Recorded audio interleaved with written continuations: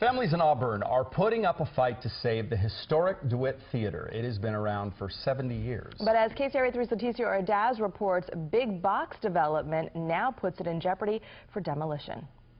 This is the historic Dewitt Theater. This building has been a part of D Street in Auburn since 1944. You'll notice there's two of these marquees in the front. They're the original ones. It was a military hospital for wounded soldiers from World War II and turned into a movie theater for their enjoyment. We have a wonderful 30-foot wide, 10-foot high movie screen that is from the past. 70 years later, it's a performing arts studio for children.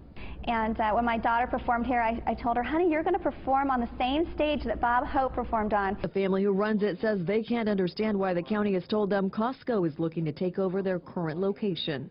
The people of Auburn have a choice. They can either have 42 parking spaces in a Costco parking lot, or they can have a cultural theater that will continue on for their grandchildren and their children. Families say it would be a cultural disaster for the town of Auburn. What's the point? Why come in and just wipe out the history of the small town? Placer County officials told KCRA-3 it's about job creation. Their research shows this building is not historic. The buildings are past their useful life. They're over 70 years old now, and they have real challenges with structural and electrical and accessibility issues, so it's ultimately going to have to be removed. In Auburn, Leticia Ordaz, KCRA-3 News.